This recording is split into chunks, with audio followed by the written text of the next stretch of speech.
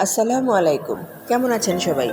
আশা করি যে যেখানে আছেন সবাই ভালো আছেন, সুস্থ আছেন এবং খুব ভালো করে সবার সাথে আনন্দ করে পরিবারের সাথে ঈদ করেছেন। আজকে দুপুর থেকে আমি ব্লগটা শুরু করছি। আমিও খুব ভালো আল্লাহর রহমতে ঈদ করেছি। আর এই যে দেখছেন, আজকে ঈদের তৃতীয় দিন, আজকে 9 তারিখ। আমরা আজকে রাজশাহীতে যাব ইনশাল্লাহ। এমনিতেই সবসময় আমি চেষ্টা করি নতুন কোনো দেশ বা নতুন কোনো খাবার খুঁজতে, বা আমার ভালো লাগে। তো সেটারই একটা অংশ হিসাবে আমরা ওই দিন গিয়েছিলাম রাজশাহীতে। নির্দিষ্ট কোনো কিছু না, পুরো রাজশাহীটাকে কী আছে বিখ্যাত সেগুলো দেখার জন্য।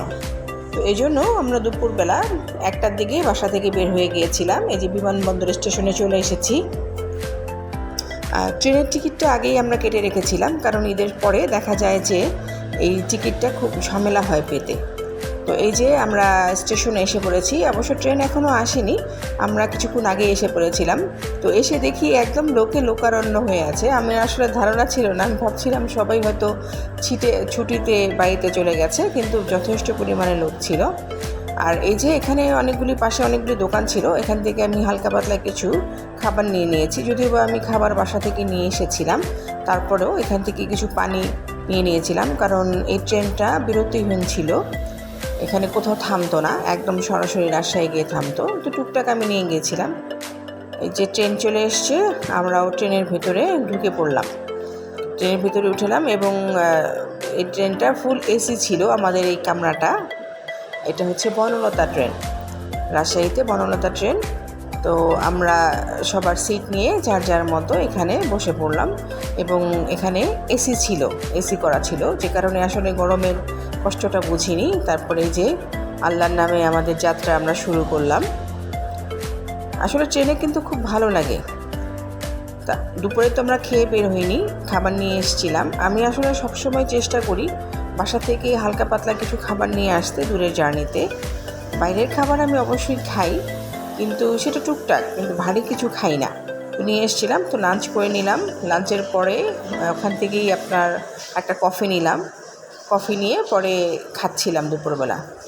আসলে কী যে ভালো লাগছিল, ভাবেন কি সুন্দর দৃশ্য দেখেন, আর হাতে আপনার গরম কফি, সাথে আপনার পরিবার, কেমন লাগবে অনুভূতিটা বলেন তো? আসলে ট্রেন জার্নি কিন্তু খুব ভালো লাগে। যারা যারা করেছেন তারা অবশ্যই জানেন, আর যারা করেননি তারা অবশ্যই একটু বুঝতে পারছেন না যে আসলে কেমন লাগে। আমার খুব বেশি ট্রেন জার্নি করা হয়নি, সবগুলোই যে সুখের ছিল সেরকম না। কিছু কিছু জার্নি খুব সুখের ছিল।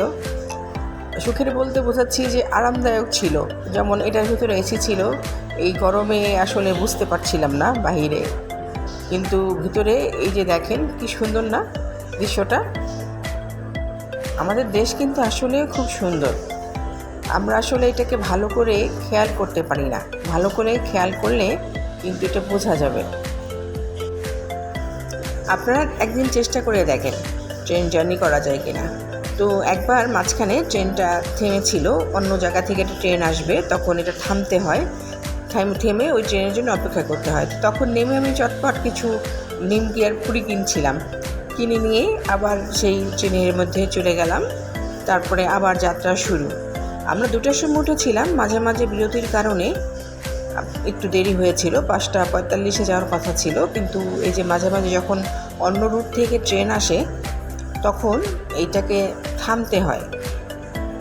যাই হোক, আমরা সহি সালামতে আল্লাহর রহমতে রাজশাহীতে এসে পৌঁছলাম। তখন অলরেডি সূর্য আপনার ডুবে গেছে, প্রায় 7টা বাজে।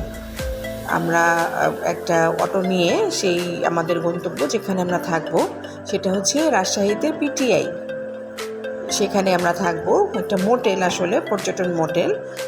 তো এখানে আমরা থাকবো, যে কারণে আমরা ওখান থেকে একটা অটো নিয়ে সেই জায়গার উদ্দেশ্যে রওনা করলাম এবং খুব বেশি সময় লাগেনি, কিছুক্ষণের ভিতরেই কিন্তু আমরা আমাদের গন্তব্যে পৌঁছে আসলাম। পিটিআই মানে হচ্ছে primary teachers training institute, Rajshahi. আস্তে আস্তে অলরেডি রাত হয়ে গেছিলো, যে কারণে এটা সৌন্দর্যটা বুঝতে পারিনি। এখন হয়তো দিনের বেলা ইনশাল্লাহ আমি এটা কভার করার চেষ্টা করব ভিতরটা কেমন। আর এই হচ্ছে আমাদের রুমটা কিন্তু অনেক বড়, এটা আসলে ভিআইপি রুম, অনেক বড়। আর আপনার ব্যবহারের জন্য যে সমস্ত জিনিস দরকার সবই এখানে আছে, ড্রেসিং টেবিল।